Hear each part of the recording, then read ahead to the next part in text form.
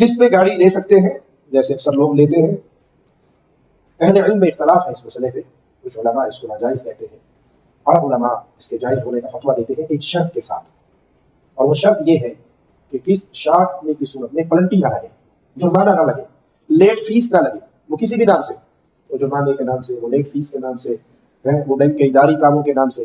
آپ کے اوپر ڈن ہوا ہے 1000 ریال منتھلی آپ نے گاڑی کی قسط دینی ہے، آپ 3 مہینے نہیں دے سکے، چوتھے مہینے گئے ہیں تو آپ 3000 اکٹھی بجلی دینا چاہتے ہیں. اگر وہ 3000 ہی وصول کی جائے گی تو علماء کا فتویٰ ہے کہ یہ جائز ہے. اور اگر اس میں 3300 100 ریال منتھلی یا 50 ریال منتھلی یا جو بھی اضافہ ہوگا وہ اضافہ سود ہے.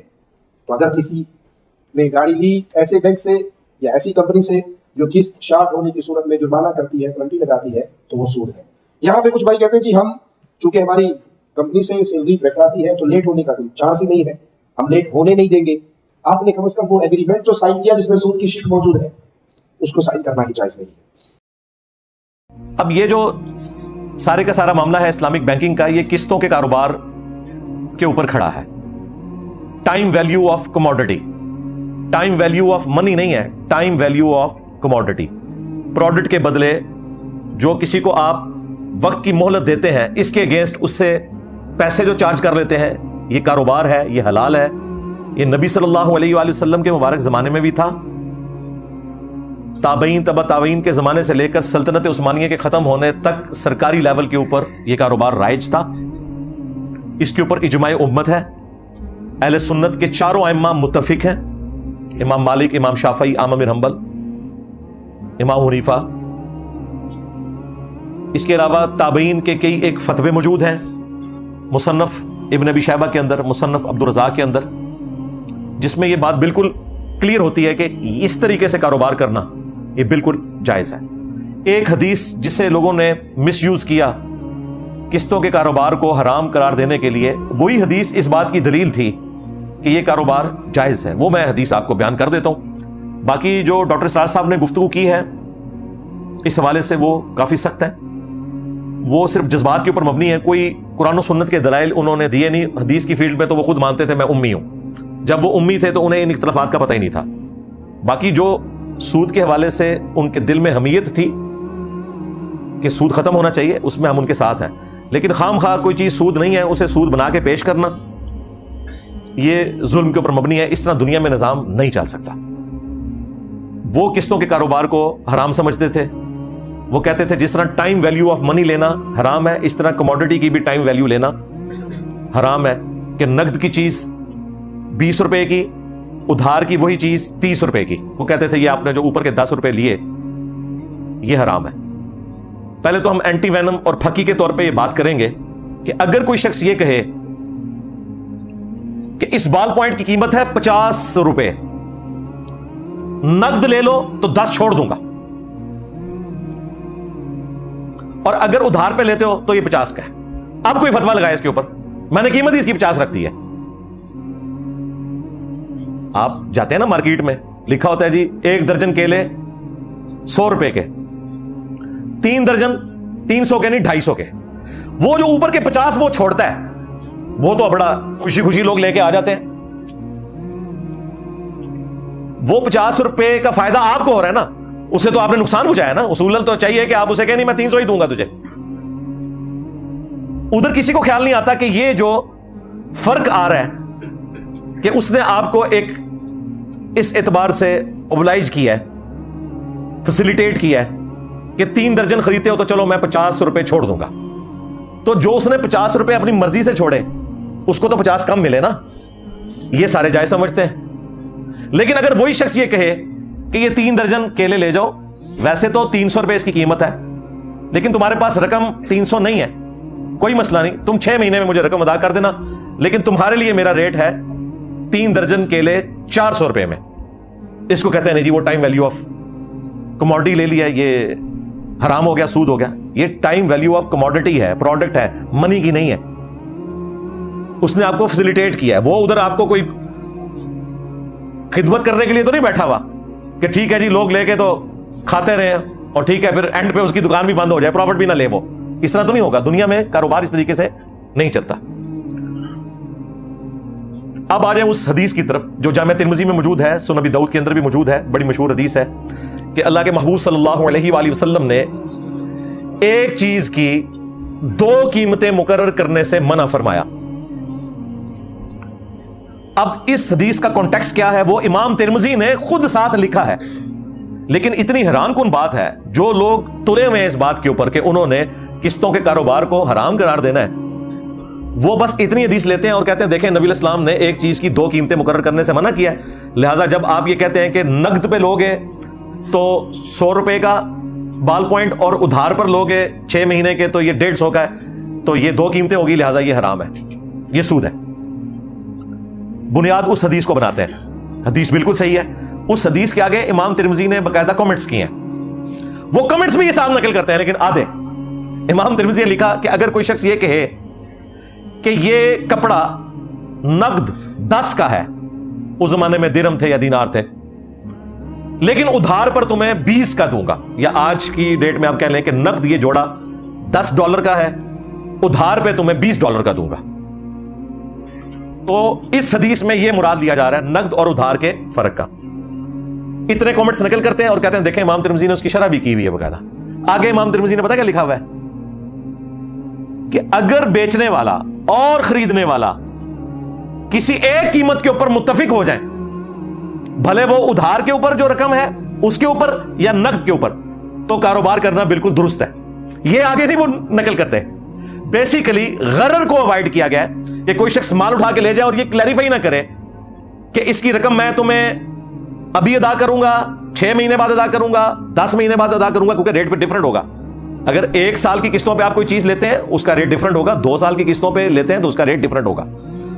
تو باقاعدہ اس سے متعلق یہ حدیث تھی کہ بیچنے والا اور خریدنے والا ایمبیگوٹی کا شکار نہ ہو, 2 قیمتیں بیک وقت نہ ہو. اگر ایک قیمت کے اوپر کوئی متفق ہو جاتا ہے تو پھر یہ 2 قیمتیں نہیں ہے چیز کی, کیونکہ وہ ایک قیمت کے اوپر متفق ہو گئے کہ ہاں میں 6 مہینے کے ادھار پہ لوں گا, اب بتاؤ کتنی رقم ہے. پھر اس کو اونچا نیچا نہیں آپ نے کرنا, جس طرح یورپ امریکہ میں ہوتا ہے کہ وہ انٹرسٹ ریٹ اوپر نیچے جاتے ہیں مارٹگیج میں, وہ پھر چینج کر دیتے ہیں, وہ سارا سودی کام ہے, پھر اس کا وہ پابند رہے گا. یہ امام ترمذی نے باقاعدہ اس کی شرح لکھی ساتھ, امام ترمذی نے جی, کسی فرقے کے مولوی نے نہیں. پھر امام شافعی کا قول بھی انہوں نے نقل کیا, اور یہ جو شرح امام ترمذی نے بیان کی ہے پورے کانٹیکسٹ کے ساتھ, اس کے اوپر اجماع امت ہے. امام ابن تیمیہ نے فتاوی ابن تیمیہ میں دعویٰ کیا ہے کہ اس کے خلاف کوئی اور بات نہیں ملتی پوری امت میں, اور یہ ان کا خالی دعویٰ نہیں ہے. الموطا امام مالک کی شرح لکھی ہے امام ابن عبد البر نے, انہوں نے اس شرح میں اس حدیث کا فہم وہی بیان کیا جو امام ترمذی نے بیان کیا, اور انہوں نے دعویٰ کیا کہ امام مالک کا بھی یہی موقف ہے. کتاب الام میں امام شافعی رحمۃ اللہ علیہ نے اس حدیث کا وہی فہم بیان کیا جو امام ترمذی نے بیان کیا, کہ لینے والا اور بیچنے والا جدا ہونے سے پہلے کسی ایک قیمت پہ اگر متفق ہو جائیں کہ ٹھیک ہے میں یہ 10 کی چیز 20 کی لینے کے لیے تیار ہوں, لیکن میں رقم اتنے عرصے بعد دوں گا, تو یہ بالکل درست ہے. امام احمد بن حنبل سے ان کے بیٹے نے مسائل نقل کیے ہیں, ان سے جب اس حدیث کا فہم پوچھا گیا انہوں نے یہی بیان کیا. اور امام حنیفہ رحمۃ اللہ علیہ کا جہاں تک تعلق ہے تو ان کے ماننے والے تو اس پورے سسٹم کو اس وقت لے کے چل رہے ہیں, جس کی وجہ سے ڈاکٹر ذاکر نائک نے ایک جملہ بولا تھا کہ جو فائنینشل سسٹم آف اسلام ہے اس میں فقہ حنفی سب سے بہتر ہے.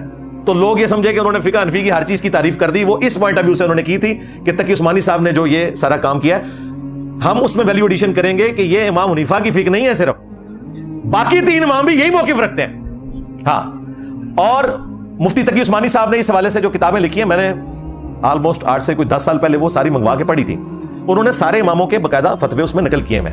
یہ کسی ایک امام کو اس کا کریڈٹ نہیں جاتا, اور اماموں سے پہلے بھی تابعین کے فتاوی موجود ہیں, امام تو بہت بعد میں آئے ہیں. مصنف ابن ابی شیبہ حدیث کی کتاب ہے, مصنف عبد الرزاق حدیث کی کتاب ہے. مصنف حدیث کی اس کتاب کو کہتے ہیں جس میں کثرت کے ساتھ صحابہ, تابعین اور تبع تابعین کے فتاوی جات, ان کے آثار موجود ہو. اس میں باقاعدہ بڑے بڑے ائمہ, امام زہری, ابن شہاب زہری تابعی ہیں, ان کا موقف اس حدیث کے حوالے سے موجود ہے. امام شعبہ کا موقف موجود ہے, امام قتادہ کا موقف موجود ہے, امام ابو حنیفہ کے جو استاد تھے حماد بن ابی سلیمان, ان کا موقف موجود ہے جو ابراہیم نخعی کے شاگرد تھے. تو یہ سارے فتوے آپ کو مصنف ابن ابی شیبہ اور مصنف عبد الرزاق میں مل جائیں گے. اردو زبان میں یہ کتابیں آ چکی ہیں, ہماری ویب سائٹ سے آپ ان کو ڈاؤن لوڈ کر سکتے ہیں PDF فارمیٹ میں. انشاءاللہ ہم کوشش کریں گے یہ سارے فتوے ساتھ اٹیچ کر دیں اگر کسی کو شوق ہے, ورنہ ترمذی آپ خود کھول کے پڑھ لیں, تو انشاءاللہ تعالیٰ آپ کے سامنے وہ چیز آ جائے گی، وہ ہم احادیث ساری کی ساری اس حوالے سے ڈسپلے کروا دیں گے۔ یہ ایک چیز تھی جس کو بیان کرنا یہاں پہ ضروری تھا، تاکہ آپ کو یہ قسطوں کے حوالے سے معاملہ کلیئر ہو جائے کہ یہ ٹائم ویلیو آف منی نہیں ہے بلکہ ٹائم ویلیو آف کموڈٹی ہے، اور یہ بالکل درست ہے۔ لہذا خام خواہ زبان کھول کے یہ کہہ دینا کہ اسلامک بینکنگ اور دوسری بینکنگ میں کوئی فرق نہیں ہے، یہ بڑا ظلم ہے۔ اتنی محنت کر کے ان لوگوں نے اس سسٹم کو ڈیولپ کیا، پاکستان کے لیے فخر کی بات ہے کہ یہاں پر الحمدللہ اس وقت تمام بڑے شہروں کے اندر اسلامک بینکنگ کی سہولت موجود ہے۔ یہ چھوٹی فیسلٹی تو نہیں ہے، بہت بڑی فیسلٹی ہے کہ اگر کوئی اپنے پیسے کی حفاظت کرنا چاہتا ہے اور سود سے بھی بچانا چاہتا ہے اور اس سے کوئی پروفٹ بھی حاصل کرنا چاہتا ہے تو وہ بینک کے ساتھ اپنا مداربہ یا مشارکہ والا معاملہ کر سکتا ہے۔ اسی طریقے سے اجارہ کر سکتا ہے، اگر گاڑی نکلوانی ہے اس نے یا مکان خریدنا ہے کسی بھی طریقے سے، وہ آپ کسی بھی بینک میں چلے جائیں، لیکن برانچز میں نہیں جانا، صرف ان بینکس میں جانا ہے جو مکمل طور پہ اسلامک بینکنگ کو فالو کر رہے ہیں۔ اور انشاءاللہ امید ہے جو یہ 26ویں آئینی ترمیم کے اندر آیا کہ 1 جنوری 2028 تک سارے کے سارے ہو جائیں گے، امید ہے کہ سارے کے سارے شفٹ ہو جائیں گے۔ اور میں نے آپ کو بتایا اس کے پیچھے ریزن یہ نہیں ہے کہ انہیں کوئی سود سے نفرت ہے، مین ریزن یہ ہے کہ اسلامک بینکنگ کا پروفٹ زیادہ ہو گیا ہے۔ اب بینک کے مالکان کو as compare to conventional banking کے لوگوں نے پیسے وہاں پہ شفٹ کرنا شروع کر دیے ہیں۔ اس کے پیچھے اصل میں ریزن جو ہے وہ یہ ہے۔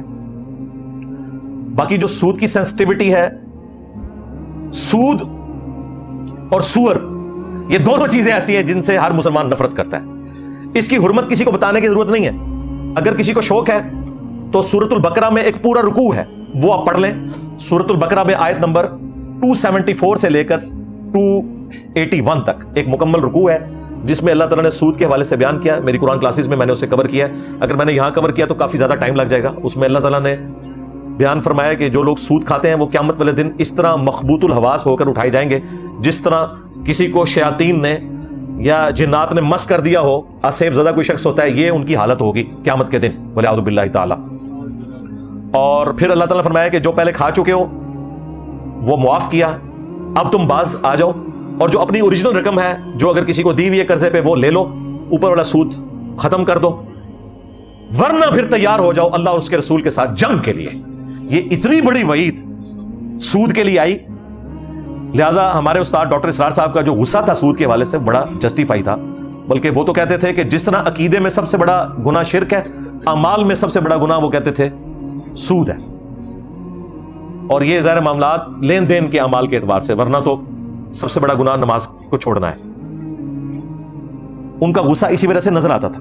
اور یہ جو سود کی حرمت سے متعلق آیات ہیں، یہ وہ آیات ہیں، صحیح بخاری میں ابن عباس کا قول ہے کہ سب سے آخر میں جو قرآن میں آیت نازل ہوئی نا وہ سود کی حرمت کی ہے، اس کے اوپر چیپٹر کلوز ہوا ہے۔